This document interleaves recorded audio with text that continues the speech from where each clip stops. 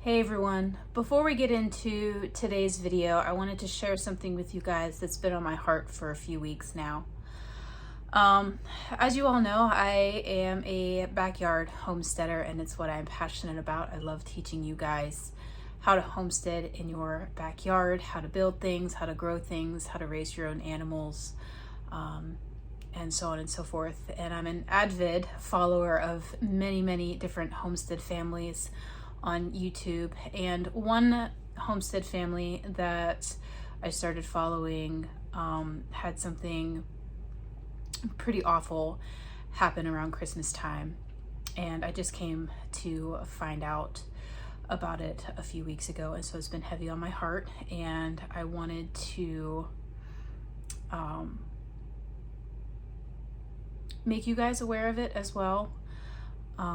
Because as homesteaders, we are just a big community and we link arms and we help each other, and that's just the kind of people that we are. And so I wanted to help out this fellow homesteader.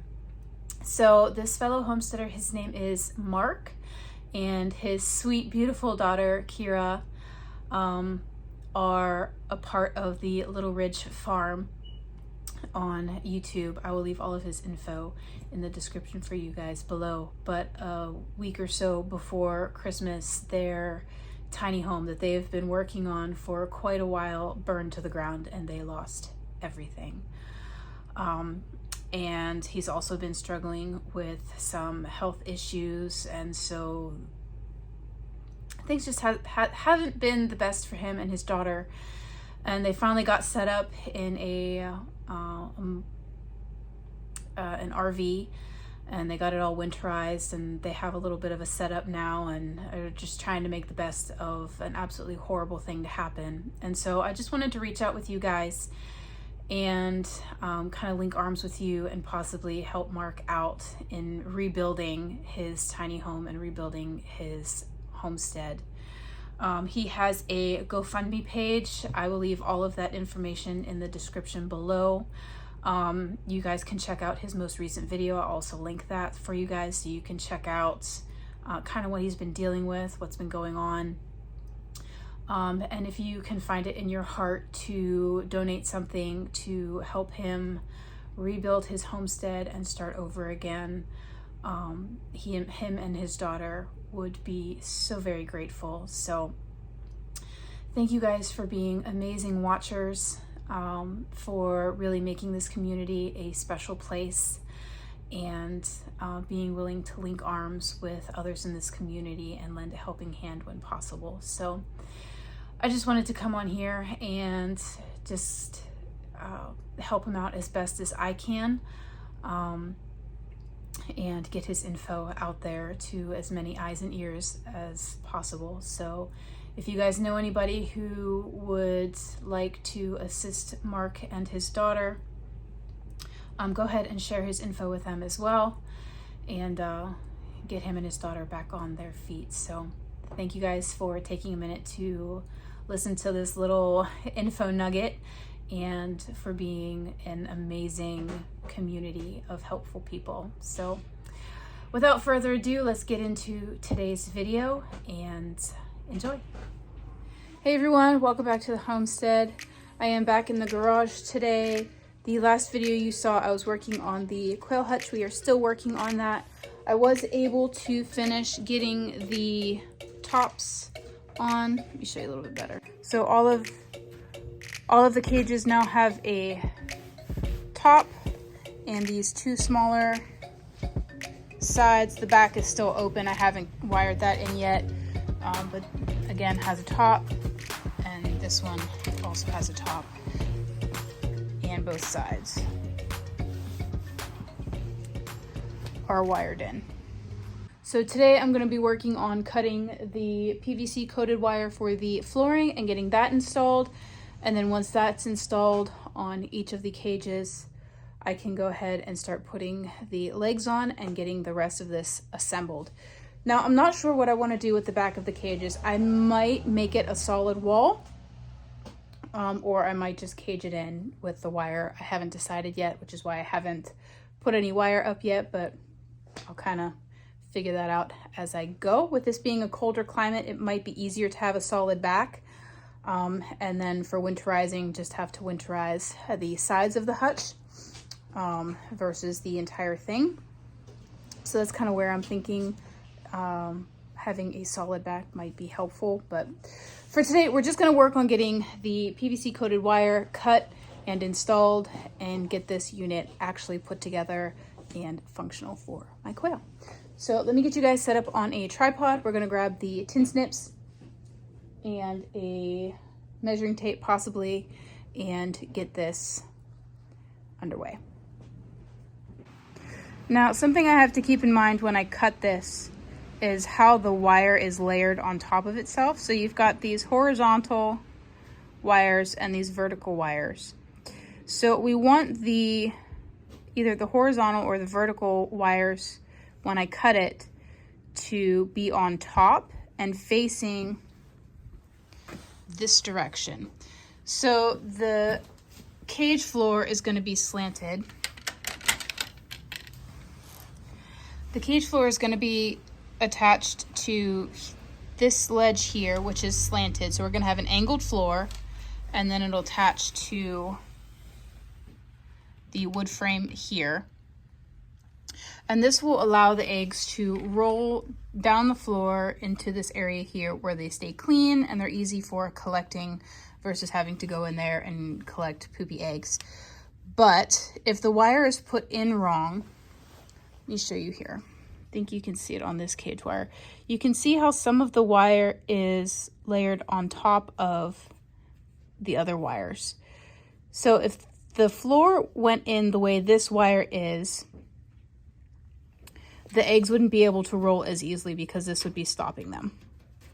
So we want the cage wire to be cut and installed like this, where the wire that's on top goes from the back of the cage to the front of the cage, and that will allow the eggs to roll with the wire to this egg catching, I guess you could call it a lip down here.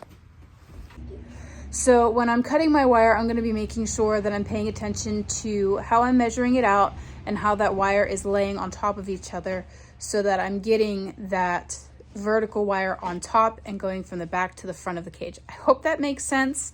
I can show you guys a little bit better once I have it cut and installed so you have a better idea of what I'm talking about. But that's something that I'm going to be paying very close attention to as I cut my wire today for the floor of the quail hutch. So without further ado, let me get you guys set up on a tripod and we'll get to it.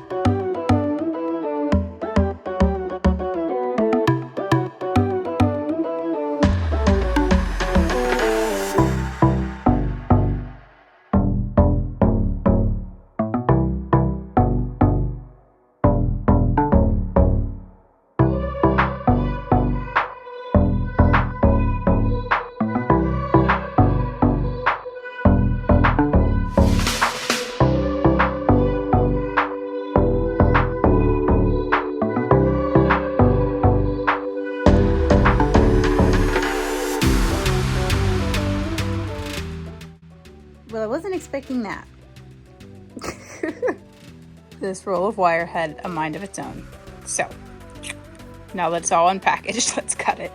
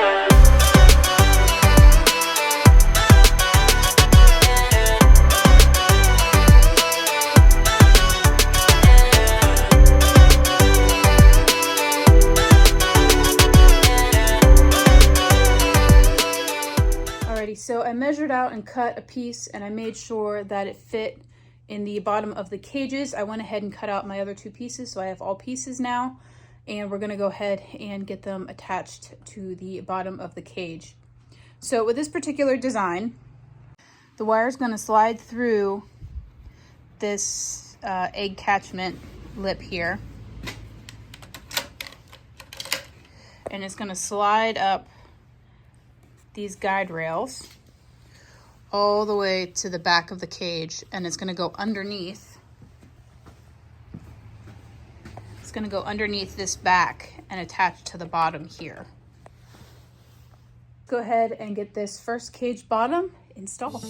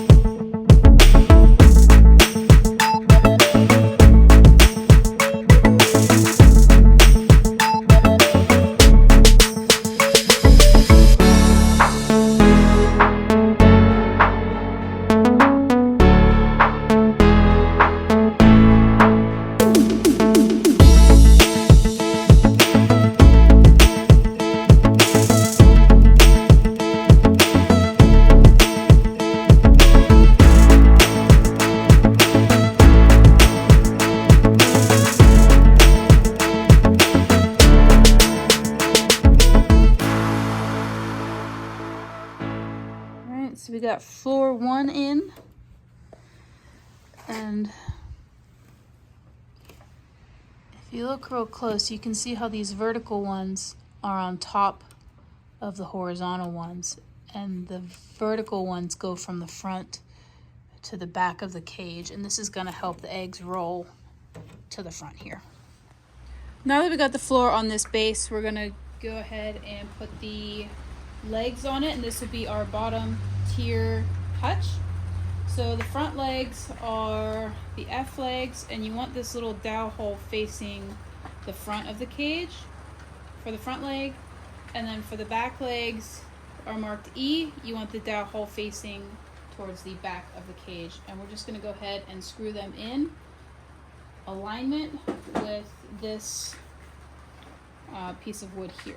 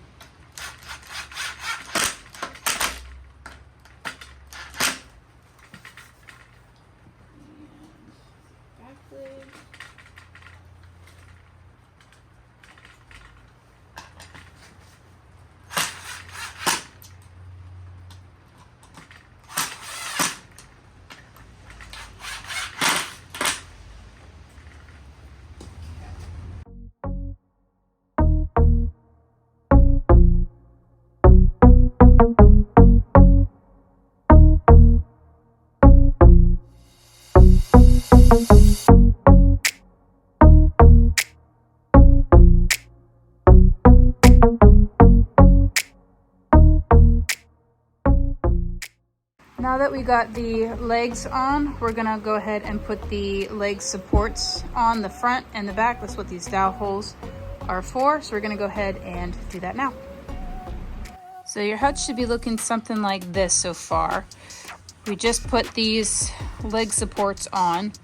The next thing we're gonna do is put these tray supports. So underneath here is where your tray goes for the bottom rung. And so we need to put some tray supports in the middle. So we're gonna go ahead and do that now.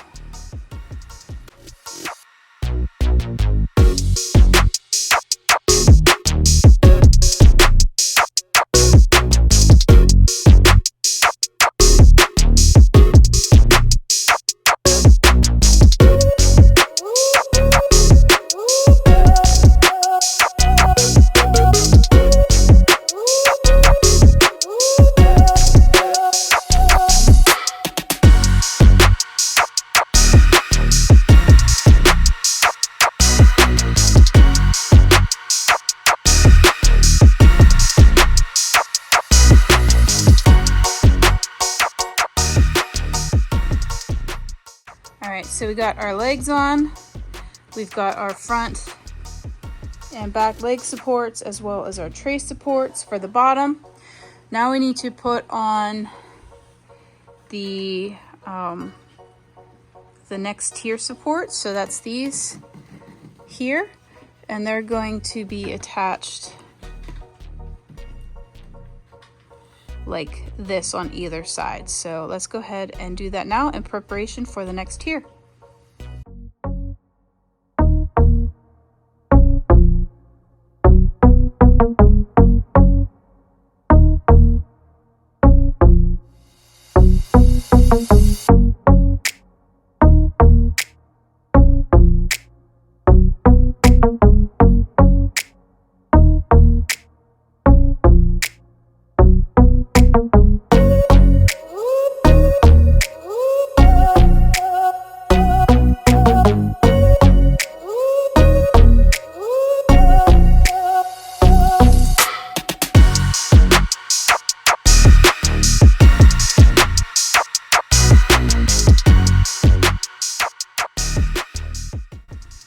Alrighty, so we have one tier fully complete.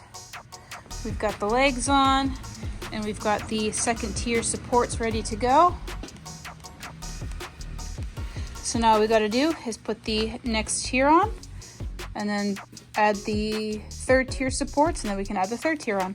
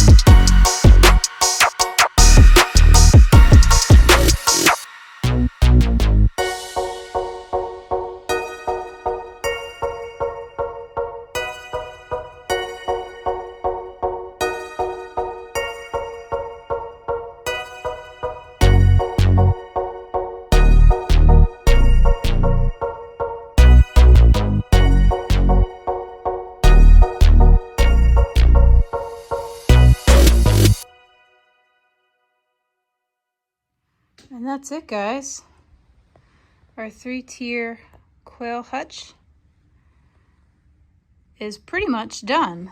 I do have the poop trays in the house, so I need to bring those out and slide those in, and then I need to figure out what I want to do on the backs here. If I want to do a solid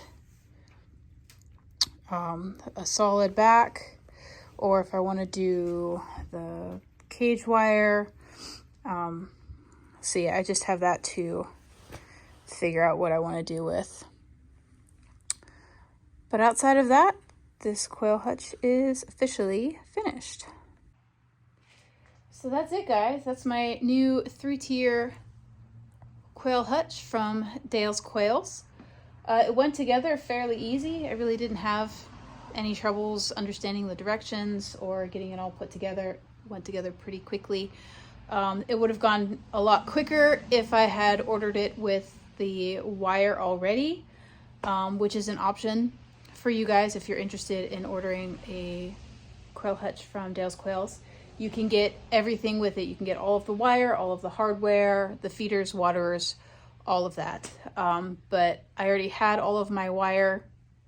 I already have feeders and watering systems and all of that stuff, so I didn't need all of that. And so I got this custom sent without the wire and all of the other things. I did get it with the hardware just to make my life a little bit easier, so I didn't have to go to the store and get those things. So that is how I ordered my 3-tier Quail Hutch, and it went together really well. I'm very pleased with how this looks, how it turned out. I'm excited to get my quail in here. I am going to let it dry over the next couple days, let that glue really cure. So it's nice and stable for my little feathered friends.